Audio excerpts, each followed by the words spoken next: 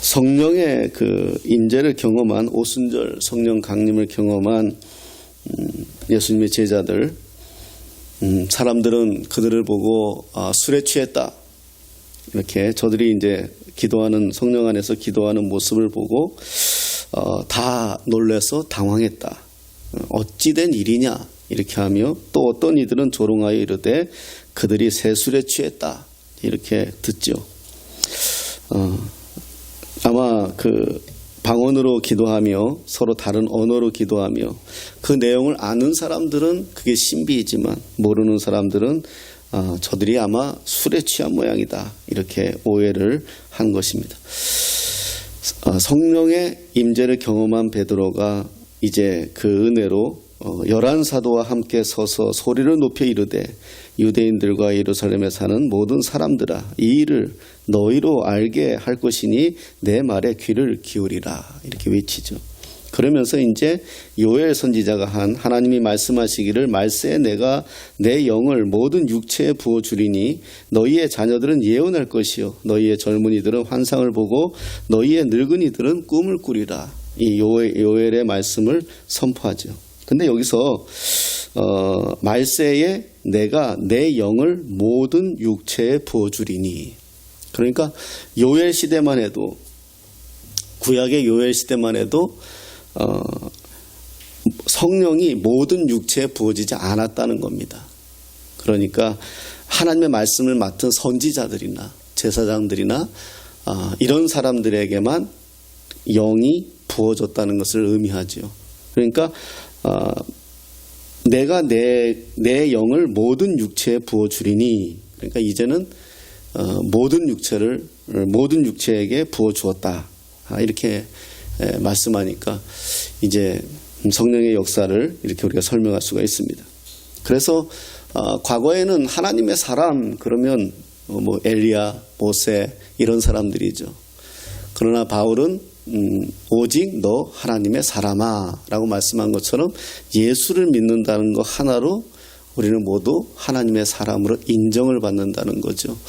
그러니까 그전에는 특별한 사람들, 그 하나님의 쓰임을 받는 사람들만 하나님의 사람이란 칭호를 받았고, 그 하나님의 칭호를 받는 사람들에게만 성령이 임했는데, 이제는 모두에게, 예수를 믿는 그 이들에게는 모두에게 영을 모든 육체에 부어주겠다, 이 말씀이 드러난 거죠. 현상으로 나타난 게 오순절 성령 강림의 사건이다. 베드로는 이걸 깨달은 거죠.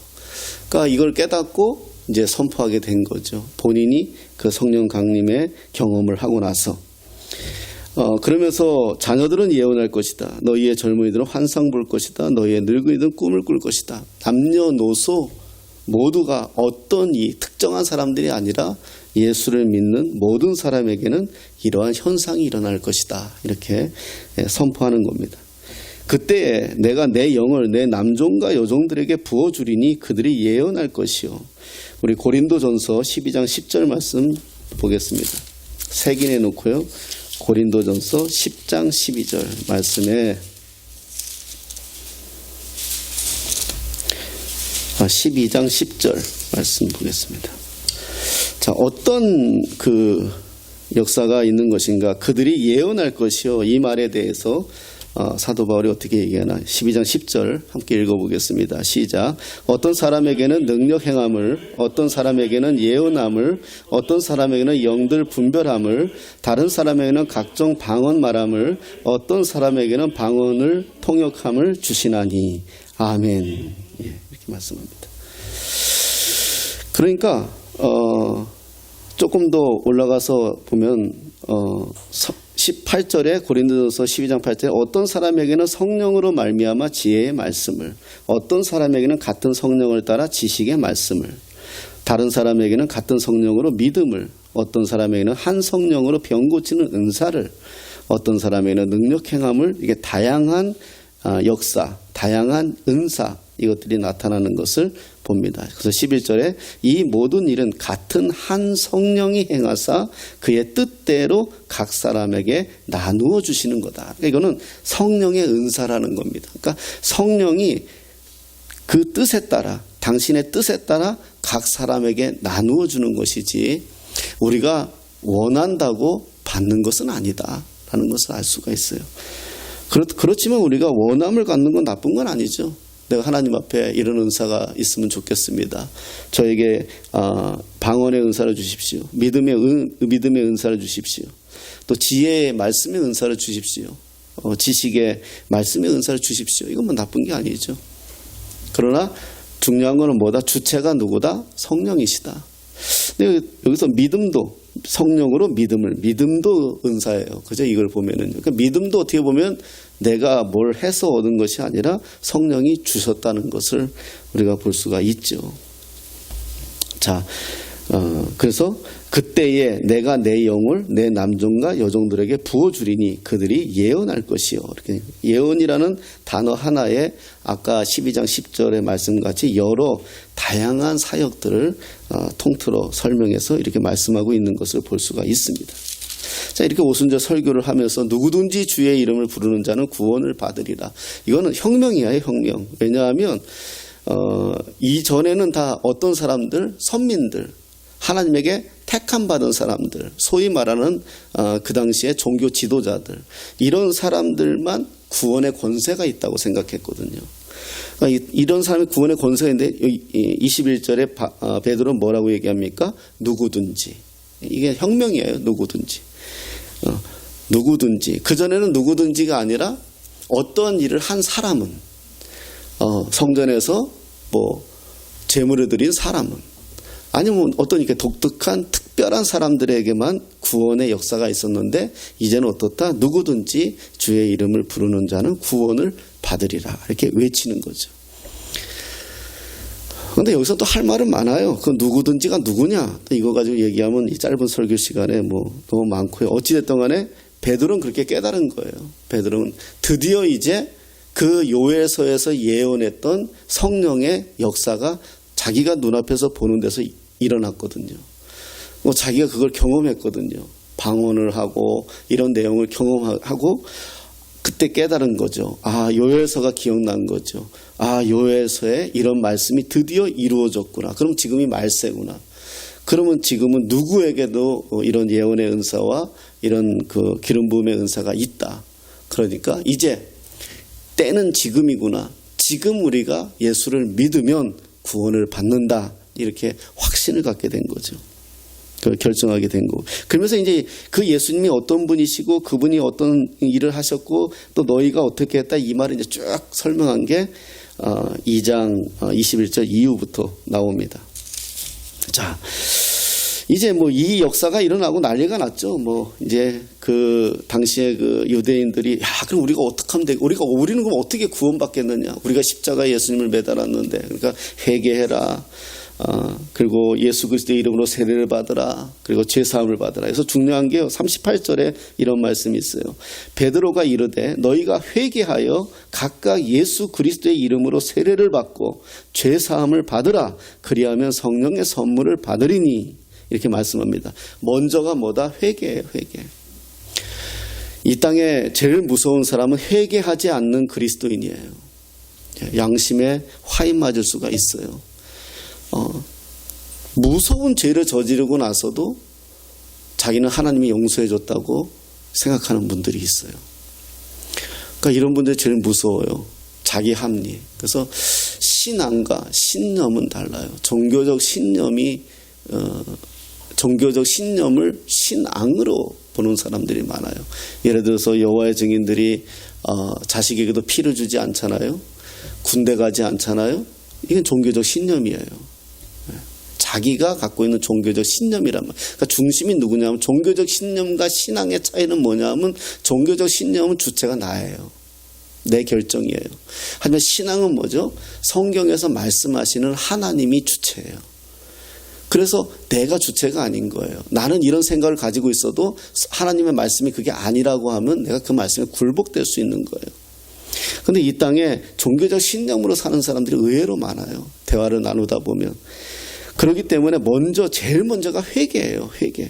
너희가 회개하여. 그 다음에 뭐죠? 예수 그리스도의 이름으로 세례를 받고. 그래서 우리가 세례를 너무 남발하는 것도 좋은 게 아니에요. 세례 받기 전에 자기가 충분히 어떤 사람인지 고백이 돼야 돼요. 정말 내가 하나님 앞에 설 때마다 죄인이라는 것을 고백할 수 있고, 하나님 내가 정말 어떻게 해야 되겠습니까? 라고 자복의 단계까지 갈 때 네가 이제 예수를 믿어야 구원을 받는다라는 확신을 가지고 그 자기 마음을 찢는 상태가 되어서 세례를 받아야 되는데, 그냥 교회에서 몇 주 세례 문답하면 믿습니다, 아멘 아멘 예예 하면 그냥 세례, 이게 오히려 좀 우리 그리스도인들의 신앙을 약하게 만들지 않나. 철저하게 회개가 먼저다. 정말 내 자신이 악하다는 걸 깨달아야 돼요. 내 자신이 정말 더럽다는 걸 깨달아야 돼요. 정말 내가 생각하는 모든 것조차도 더럽다는 것을 우리가 고백해야 돼요. 그럼 어떻게 하면 좋겠습니까? 도대체 나는 어떻게 구원을 받을 수 있겠습니까? 이 단계까지 가야 되거든요. 그 단계까지 갔을 때에 하나님 앞에 자복하고 회개해야 된다는 것을 알고, 회개가 먼저예요. 그 다음에 세례를 받고 제사함 받는 거예요. 그 다음에 제사함을, 세례를 받고 제사함을 받아라. 그러니까 이 말은 뭐냐 하면, 회개를 하고 세례를 한 다음에 그 죄를 사함 받아야 되는데, 회개도 없고 진정한 세례도 없고 죄를 사함 받아 버리니까 죄가 무서운지 모르는 거예요. 내가 죄 짓고 부모님한테 진짜 아주 개피나도록 두들겨 맞은 아이는 그 죄가 얼마나 무서운지 알아요. 그래서 맞을 짓을 못해요. 그런데 그것이 없이 부모를 속이거나 부모가 모르거나 슬쩍 넘어가서 나 용서받았다고 생각하면은 그 죄는 무서운 걸 모른단 말이에요. 그러니까 죄 사함 받았다는 것은, 죄를 사함 받았다는 것은 이제는 의인이에요. 의인으로 인정받는 단계잖아요. 근데 이런 과정이 없어요. 그런 죄 사함을 받으라, 이렇게 회개하여 각각 예수 그리스도의 이름으로 세례를 받고 죄 사함을 받으라. 그 다음에 성령의 선물이에요. 근데 우리는 어떻게 거꾸로잖아요. 성령의 선물을 받고 하나님의 은혜 받았어, 나는 이제 죄 없어, 그럼 나는 이제 세례 받아야지, 그럼 살면서 회개하잖아요. 거꾸로 됐잖아요. 지금 우리의 삶들이, 많은 그리스도인들이 거꾸로 된 거예요. 은혜도 좋고 사랑도 좋아요. 그러나 그렇지 않아요. 하나님의 말씀은요, 회개, 세례, 죄사함, 성령의 선물을 받으리니. 중요해요. 이 말을 들은 사람들이 드디어 세례를 받잖아요. 그 세례 받은 사람들의 상황이 나오는 게 42절에 사도의 가르침을 받아 서로 교제하고 떡을 떼며 오로지 기도하기를 힘쓰니라. 이제 이렇게 변화된 삶을 나오잖아요. 그래서 교제도 중요한 거예요. 교제. 가르침을 받아, 사도의 가르침을 받아 서로 교제하고 떡을 떼며 사도의 오로지 기도에 힘쓴다. 자, 이제 이 일이 나오는 거예요. 자, 이렇게 놀라운 사건과 역사가 나타난 다음에 무슨 일이 벌어지느냐? 이제 제9시 기도 시간에, 성경에서 나오는 시간에는 무조건 제가 더하라 그랬죠. 6시를요. 그럼 더하면은 오후 3시가 돼요. 오후 3시쯤 되는 시간이죠. 베드로와 요한이 성전에 올라갑니다. 왜 성전에 올라가느냐? 기도하러 올라가죠. 기도하러. 그런데 기도 시간에 베드로와 요한이 성전에 올라가는데 나면서 못 걷게 된 이를 사람들이 메고 오니 이는 성전에 들어가는 사람들에게 구걸하기 위함이다. 그래서 미문이라는 성전문에 두었어요. 그가 베드로와 요한이 성전에 들어가려 함을 보고 구걸하거늘. 그러니까 나면서 못 걷게 된 사람이 먼저 베드로와 요한을 본 거죠.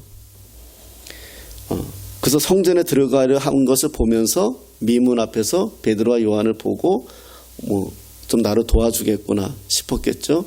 먼저 구걸을 요청합니다. 그때 베드로가 요한과 더불어 주목하여 이르되, 주목했다는 것은 주의 깊게 보았다는 거잖아요. 사실 이 나면서부터 못 걷게 된 이 사람은 오늘만 거기 있었던 것이 아니라 매일 있는 사람이에요. 그러니까 베드로와 요한이 매일 기도하러 올라갔다면 그 사람을 보았을 거예요. 평상시에도요. 그런데 그날따라 주목하게 된 거죠. 그러니까 이게 이제 베드로와 요한이 이제 아주 센시티브해진 거죠. 그러니까 전에는 그냥 덜렁덜렁 보았는데, 이런 상황을 덜렁덜렁 보았는데, 이제는 누구를 보아도 무엇을, 성령을 경험했잖아요. 누구를 보아도 무엇을 해도 하나님의 영광이 임하는가 살핀다는 거예요. 이게 달라진 거예요. 우리가 성령 받기 전에는 우리의 삶이 우리의 계획대로, 또 우리가 보는 대로, 우리가 느끼는 대로 살아가요. 우리 오감을 통해서, 내 머릿속에 있는 지혜와 지식을 통해서, 습관을 통해서 살아가요. 그런데 성령을 경험한 사람은 그 다음부터 뭐가 달라지죠? 성령에 예민해지는 거예요. 내 안에서 들려오는 음성에 예민해지는 거예요. 전에 그냥 본 것이 그냥 보아졌는데 그냥 볼 수가 없는 거예요. 이제는요. 이게 경험이 돼요. 성령이 내 안에서 일하시면은요. 갑자기 들어가는데 가기 싫을 때가 있어요. 갑자기 나하고 아무 상관없는데 뭐 이렇게 구걸하는 사람 도울 수도 있어요. 그러니까 이게 있어요. 이걸 경험해 보면, 그러니까 지금 베드로와 요한이 그렇게 된 거예요. 전에는 들락날락하면서 보았을 거예요. 그런가 보다, 구걸하는 것보다 돈 있으면 주었을지도 모르고 넘어갔는데, 베드로가 요한과 더불어 주목하여 이르되, 그래서 뭐라고 얘기합니까? 우리를 보라, 이렇게 얘기해요. 그 사람에게 우리를 보라. 자, 그러니까 나면서부터 못 걷게 된 사람이 어때? 이제, 야, 드디어 이제 한 건 했구나. 오늘 최소한 저녁 밥값은 이제 벌겠구나. 이렇게 생각했을지 모르잖아요. 베드로와 요한이, 야, 나를 봐. 우리를 봐. 이렇게 얘기하니까. 그래서 그가 그들에게서 무엇을 얻을까 하여 바라보거늘, 베드로가 이렇게 말하죠. 이르되 은과 금은 내게 없거니와 내게 있는 이것을 내게 주노니 나사렛 예수 그리스도의 이름으로 일어나 걸으라. 그리고 걸으라만 말하지 않고 뭐라고 했어요? 오른손을 잡아 일으켰다 그래요. 굉장히 확신에 찬 행동이죠. 오른손을 잡아 일으키니 발과 발목이 곧 힘을 얻고 뛰어서서 걸으며 그들과 함께 성전으로 들어가면서 걷기도 하고 뛰기도 하고 하나님을 찬송했다. 이런 일이 이제 벌어지는 거예요. 자, 모든 사람들이 그 사람이 누군지 알잖아요. 나면서부터 못 걷게 된 사람 알잖아요. 그 자리에서 늘 구걸하는 사람 알잖아요. 그러니까 모든 백성들이 그 걷는 것과 하나님을 찬송함을 보고, 야, 본래 성전 미문에 앉아 구걸하던 사람이 아니냐 심히 놀랍게 여기며 놀라더라. 이렇게 얘기하는 것이 오늘 본문이에요. 자, 저는 여기서 이렇게 한번 생각했으면 좋겠어요. 마지막으로 우리 자신을 두고 결론을 내리면 그래요. 거꾸로 한번 생각해 봤으면 좋겠습니다. 우리에게 천하의 가장 강력한 이름 예수 그리스도를 주셨어요. 이건 우리 그리스도인에게 주신 선물이에요. 이 이름으로 무엇이든지 구하면 내가 응답하겠다. 이 하나님의 약속이에요. 베드로와 요한은 이 약속을 믿었죠. 믿고 그 약속대로 그 이름을 선포했단 말이에요. 구원에 이르는 이름이잖아요. 예수. 오직 예수가 이 이름을 우리에게 주셨단 말이에요. 천하에 이만한 이름이 없다고까지 말씀했고요. 그런데 어떻게 보면 우리 그리스도인들이 지금 나면서부터 안전뱅이와 같은 이 사람과 같이 살고 있지는 않는가 하는 거예요. 거꾸로 됐다는 거예요. 거꾸로 무슨 말이냐? 오늘 일용할 양식 주셔야 되는데, 야, 오늘 누가 좀 나 좀 도와줘야 되는데, 안전병이 이 나면서부터 못 걷게 된 이 사람이 돼서 이 사람이 지금 우리들의 모습이 아닌가, 내 모습이 아닌가 그거예요. 그냥 하루하루 구걸 같은 인생을 살고 있는지 모르잖아요. 하루하루 어떻게 보면은 연명하고 있는 인생인지 모르잖아요. 베드로와 요한처럼 예수의 이름으로 일어나 걸으라.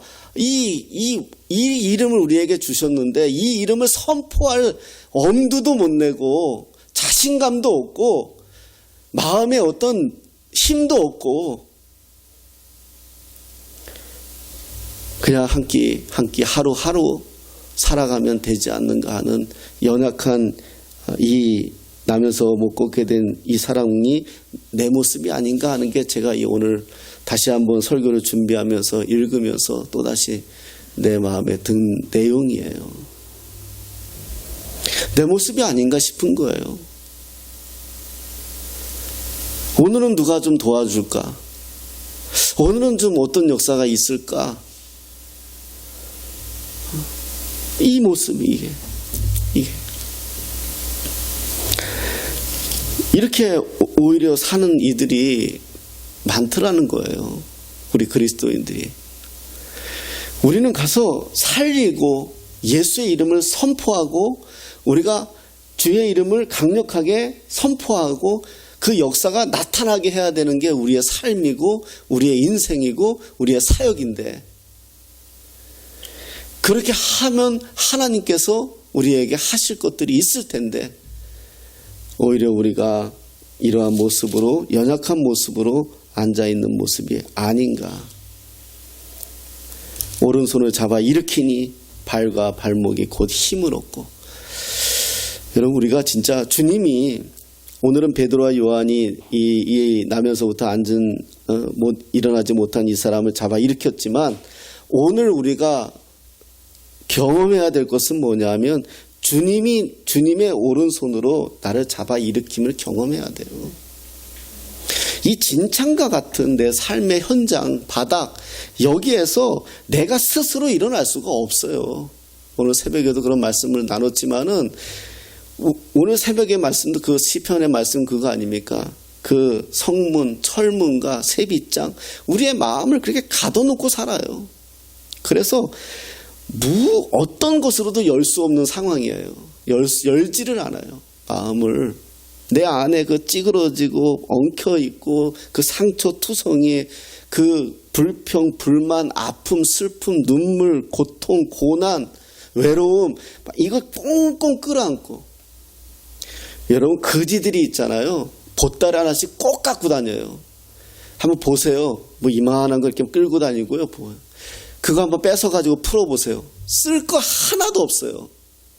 근데 그 거지는 그거 꽁꽁 끌어안고 끌고 다녀요. 그거 밀고 다니고 가지고 다녀요. 왜? 그게 있어야 자기가 살 것 같다는 거예요. 뭐라도 있어야. 근데 성경은 뭐냐면 그거 버리라는 거예요. 그냥 버리라는 거예요. 버리고 그 안에 성령으로 채워야 되는데 내 마음이 꽁꽁 하여튼 바늘도 안 들어가요. 그래서 어떤 설교가가 세상에서 가장 먼 거리가 머리에서 가슴이고 세상에서 가장 단단한 것이 우리의 마음이라고 이야기하더라고요. 동의합니다. 주님이 우리의 손을 붙잡고 일으켜 세우면 벌떡 일어나야 돼요. 그냥 왜 내가 살고 있는 이 진창을, 이거 상황을 버리지 못하고 끙끙거리고 있는지. 아니, 내 자신이 그랬으니까요. 발과 발목이 곧 힘을 얻고 뛰어서서 걸으며 그들과 함께 성전으로 들어가면서 걷기도 하고 뛰기도 하며 하나님을 찬송하니. 우리에게 원하는 것이 바로 이거 아니겠습니까? 하나님께서.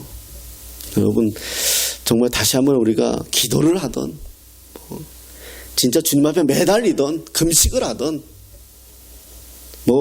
정말 어떤 상황이든 주님 내 손 다시 잡아주세요. 주님 내 손 다시 잡아주세요. 나 잡아 일으켜주세요. 도저히 설 수 있는 힘이 없네. 발과 발목에 힘이 없어요. 정말 없어요. 나 좀 잡아 일으켜주세요. 그래서 잡아 일으키는 그 놀라운 역사를 경험하고 그 은혜로 내가 뛰어서서 걸으며 함께 성전으로 들어가면서 걷기도 하고 뛰기도 하고 하나님을 찬송하는 이 사건. 이걸 우리가 경험해야 돼요. 주님의 은혜를 경험해야 돼요. 그렇지 않으면은요, 맨날 제가 어렸을 때 좀 약간 좀 그래가지고 친구들이 항상 또 나한테 오면 또 뭔가 그런 게 좀 있었나 봐요. 배 아프다 그러면 내가 빨간 약 갖다가 배 빨간 약 갖다 발라주고. 그게 아픈 게 낫겠습니까? 예. 그 맨날 우리 무슨 진기라 그래, 빨간 약. 아까진기? 일본말 쓰고 있어요. 이런. 맨날 아까진기 바르는 인생이에요. 그러니까. 맨날. 그냥 여기 아파요. 그럼 거기만 좀 바르면, 괜찮아졌어요. 우리의 삶의 변화, 상황의 변화, 새로움. 이 사건은 이제 다음 주에 그 솔로몬 행각에서 이 사람을 통해서 벌어지는 일, 또 베드로가 설교하는 내용을 보겠지만은 다시 한번 우리가 그가 본래 성전 미문에 앉아 구가로단 사람인 줄 알고 그에게 일어난 일로 인하여 심히 놀랍게 여기며 놀라니라. 적어도 내가 예수 믿고요, 주의 오른손으로 붙잡힘 당하면은 주변 사람들이 나를 보고 놀라야 돼요. 놀라야 돼. 야, 제가 쟤였어? 이런 소리는 들어야 돼요, 우리가. 이게 간증이잖아요. 제가 정말 들었어. 야, 쟤 구걸하던 애 아니야? 쟤? 근데 뭔 일이래? 쟤 일어나지도 못했던 애 아니야? 이런 소리 우리가 들어야 돼요. 우리의 삶이 정말 변화가 되는 사건은 오직 예수 그리스도. 다시 한번 베드로가 말합니다. 은과 금은 내게 없거니와. 딱 선을 그어요. 나 너한테 은과 금은 줄 수 없어. 나 없어. 그러나 내게 있는 이것은 내게 주노니 나사렛 예수 그리스도의 이름으로 일어나 걸으라. 다시 한번 우리가 2020년도 얼마 남지 않았는데 가기 전에 다시 한번 주님의 오른손을 붙잡는 역사가 있기를 예수님의 이름으로 축복합니다. 우리의 삶이 완전히 새로워지고 내 자리에서 벌떡 일어나 그 자리를 떠나는, 나를 묶고 있는 것들이 있어요. 내 삶을 들여다보면은요, 나를 항상 묶고 있는 약점이 있어요. 사단은 이걸 잘 알아요. 거기서 내가 일으킴을 방하고 걷기도 하고 뛰기도 하며 하나님의 찬양하는 자리로 옮겨야 돼요. 내 삶의 본적지를 옮겨야 돼요. 그렇지 않으면 또 거기에 매이고요, 또 거기에 매달리고요, 또 거기에 붙잡힘 당하는 게 우리 인생이에요. 그럼 변화될 수가 없어요. 다시 한번 주님의 오른손으로 붙잡힘 당하고 뛰어 서서 걸으며 성전으로 들어가면서 하나님을 찬송하는 저와 여러분 다 되시기를 예수님의 이름으로 축복합니다.